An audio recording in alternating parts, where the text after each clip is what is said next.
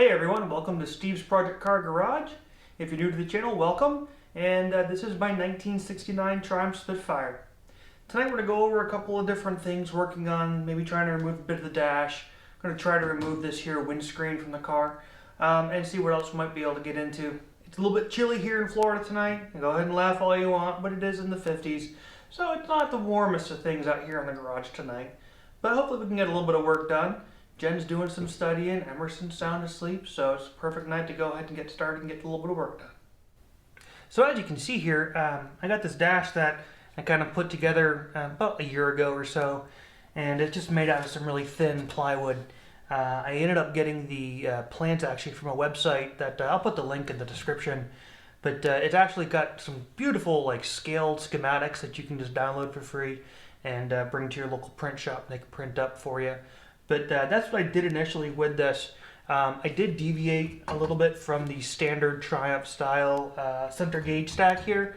The car does not have a heater core, so as a result of that, that's why I deleted the heater controls. Doesn't make any sense to have those if the car doesn't have any heat.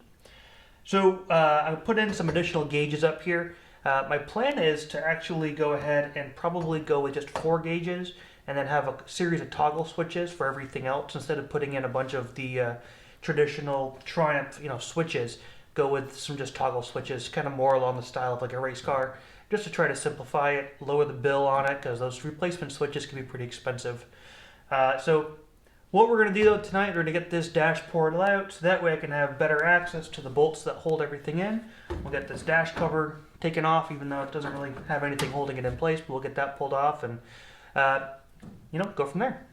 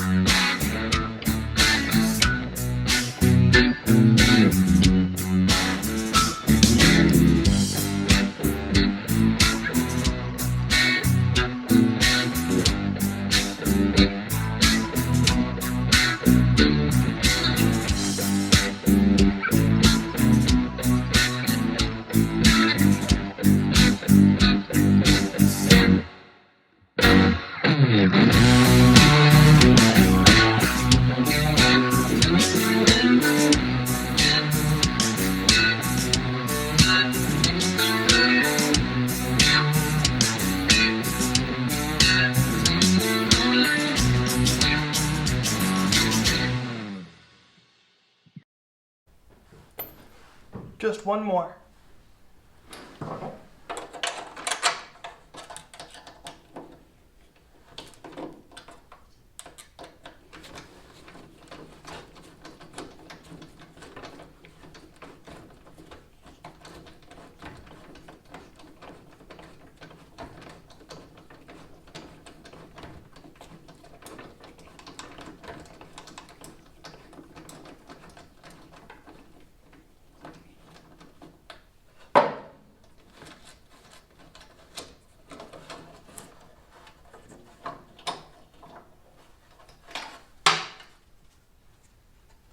So getting those out was pretty straightforward.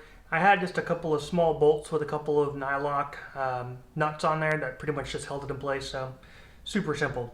So as far as the dash pad is concerned, right now it's not bolted in with anything. To my knowledge, these are what actually bolts it in, but as you can see, I can just pop them right out. This also should have been vinyl, and I think that it's made out of metal. I haven't ventured into finding out what it actually is like underneath there, but someone put this cheap carpeting over it, filled the cigarette ashtray holder with, again, carpet, and never finished it. So and this is going to be a fun project for sure, to find out what's actually underneath here eventually. So for the meantime though, we should be able to just pop it out. Alright, so now onto the windscreen. As is with pretty much everything on this car, like I had said in past videos, it's either a 1/2 inch or a 9/16, and in this case it's a 1/2 inch. So with a 1/2 inch, we should be able to go ahead and pretty much remove this entire windscreen. The frame itself is held in by 2 posts that go down and into the A-pillars here. And then you have 3 bolts that bolted into the top. So I think that what we'll do is we're going to go ahead and start by releasing these 3 bolts, and then we'll go underneath and remove those 2 washers and nuts that hold on the posts, and it should be able to just lift right out. So fingers crossed, it should be that easy.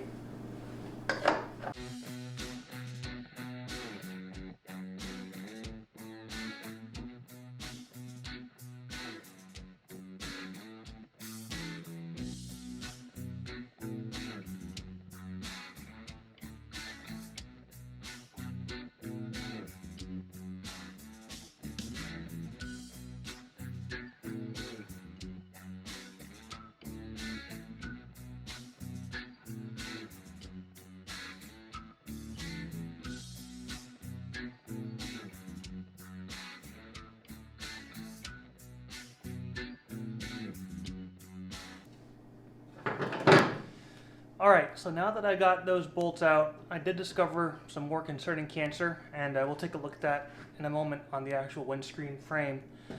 I don't know if you guys caught it or not, but when I removed that bolt over there, there was no nut attached. It literally just washer dropped out, and that was it. So that side wasn't even secured. Go figure. Alright, so up in here you guys can see the wiring box that I put in previous. It's the old fuse panel that I made. I tried doing a little sub panel, so we're just going to ignore this because this is going to end up getting pulled out eventually. But what we're talking about here for the windscreen is this bolt here. So this bolt is pretty much what holds the windscreen in place, and so it's got a small washer on it, and then this nut. Now I had previously come in and loosened this, so I should be able to just pretty much pull this off.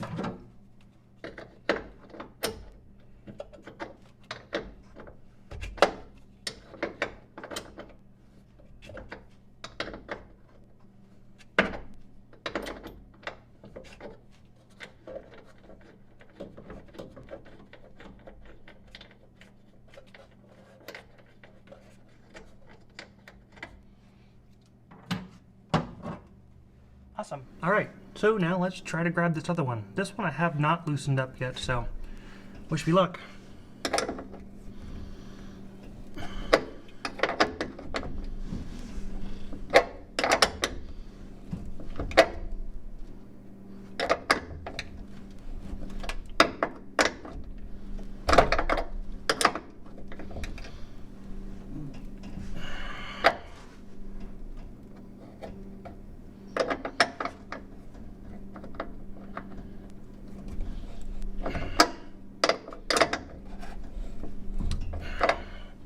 Helps if you turn the right direction.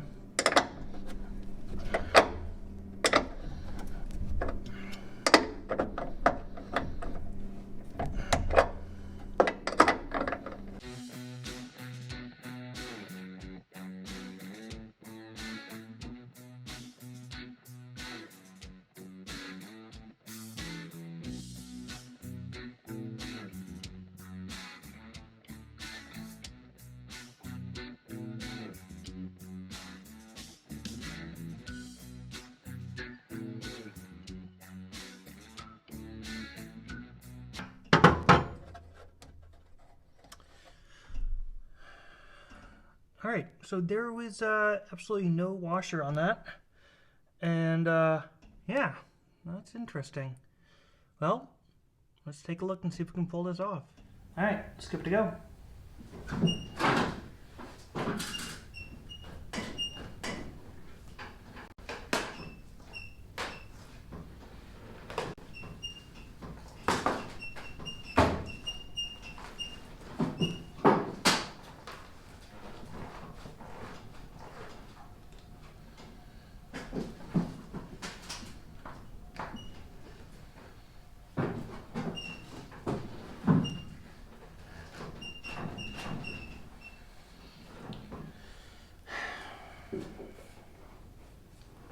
Well, there's definitely something still holding into place. Might have to take a look and see what it is. Alright, found the culprit, I think. So besides the fact that these are completely rotted out and just dry, there's these bolts here on either side of the car that, according to the shop manual, need to be loosened. So we're going to go ahead and loosen these up a little bit. These are what holds the bar in place that actually holds the post. If we get this off, you'll see. So we're going to get these loosened up a little bit, see how this goes, and see if we can try to pull it off then.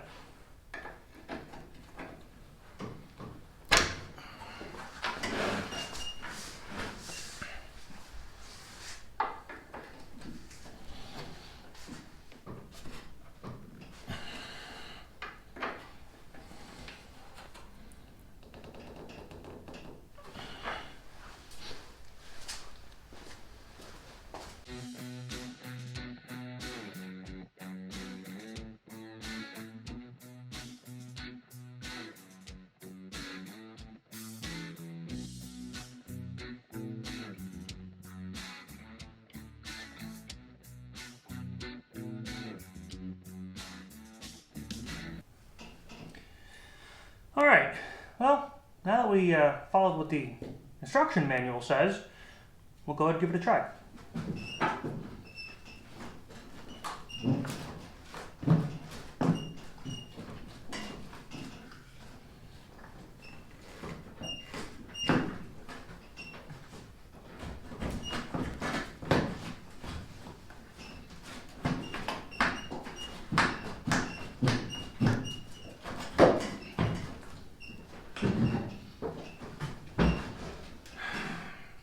Definitely a lot looser than it was, but it's still not coming out.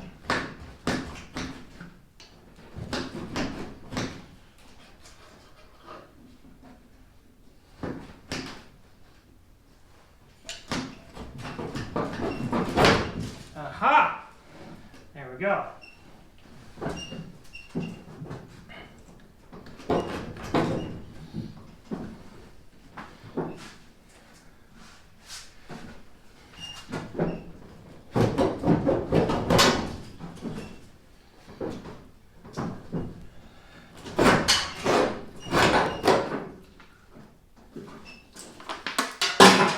Success. Kind of. Alright, so here's what we have here. Doesn't look all that bad. Got some rot in the corners for sure. But I think we can work with this. This, however, that has me concerned. This is from the actual window frame itself. Let's take a look at that. Alright, let's see how bad this really is.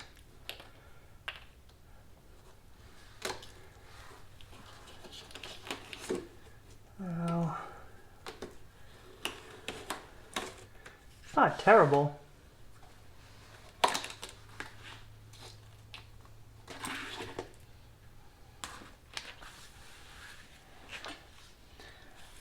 That is definitely one perished weather stripping though. So the part that has me honestly the most concerned is what lies underneath all this vinyl, or what used to be vinyl. Doesn't look horrible. Definitely going to need some cleaning with a wire wheel. Maybe some media blasting. Find out what actually lies beneath here. The thing is with these is that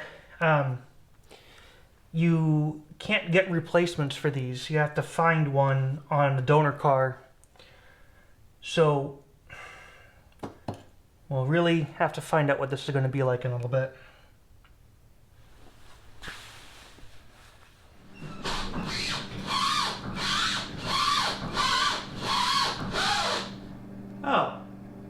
Oh, hey there.